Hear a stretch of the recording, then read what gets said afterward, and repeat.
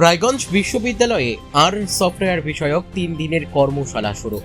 গবেষণা ও তথ্য বিশ্লেষণে আধুনিক প্রযুক্তির ব্যবহারকে আরও সহজ ও কার্যকর করে তুলতে উদ্যোগী হল রায়গঞ্জ বিশ্ববিদ্যালয়। লাইফ সায়েন্স ও ফিজিক্যাল সায়েন্স বিভাগের ছাত্রছাত্রী, গবেষক ও শিক্ষকদের জন্য আয়োজিত হয়েছে 3 দিনের হ্যান্ডস অন ওয়ার্কশপ অন। 2রা জুন থেকে 4ঠা জুন এই 2 দিন অনুষ্ঠিত হবে এই বিশেষ প্রশিক্ষণ কর্মশালা। কর্মশালার মূল লক্ষ্য হল অংশগ্রহণকারীদের গবেষণামূলক তথ্য বিশ্লেষণ, পরিসংখ্যানগত গণনা, ডেটা এবং বৈজ্ঞানিক গবেষণায় বহু ব্যবহৃত সফটওয়্যার সম্পর্কে ব্যবহারিক প্রশিক্ষণ প্রদান। কর্মশালায় রিসোর্স পার্সন হিসেবে উপস্থিত ছিলেন বিশ্ববিদ্যালয়ের প্রফেসররা। তারা গবেষণা ক্ষেত্রে এর প্রয়োগ, ডেটা অ্যানালাইসিস এবং আধুনিক গবেষণার বিভিন্ন দিক নিয়ে প্রশিক্ষণ প্রদান করবেন। বিশ্ববিদ্যালয় সূত্রে জানা গেছে, লাইফ সায়েন্স ও ফিজিক্যাল সায়েন্স বিভাগে সর্বোচ্চ 15 জন করে মোট 30 জন অংশগ্রহণকারীকে এই কর্মশালায় সুযোগ দেওয়া হয়েছে।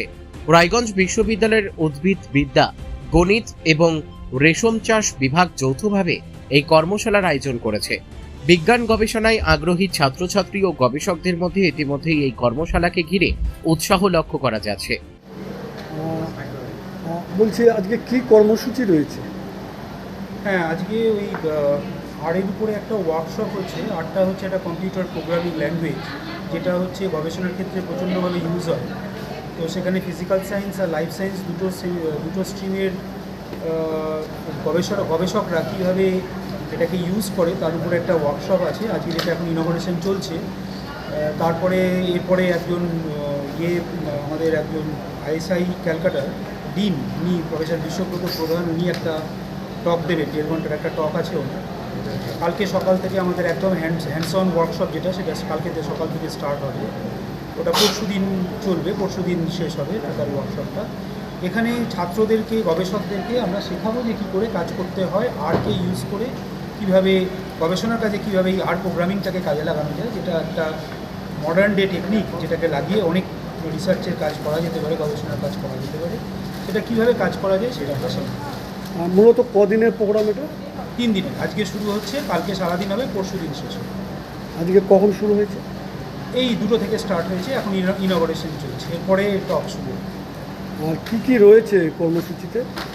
কর্মসূচিতে আমরা পুরোটাই হচ্ছে এর উপরে হচ্ছে।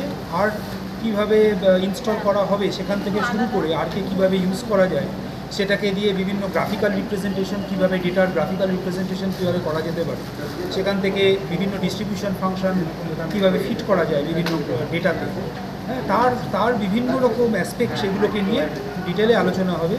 এবং 2টো সেকশনে ক্লাসটা হবে, একটা হচ্ছে বায়োলজিক্যাল সায়েন্সে একটা পার্ট হবে, একটা ফিজিক্যাল সায়েন্সের পার্ট। কারা কারা উপস্থিত রয়েছেন?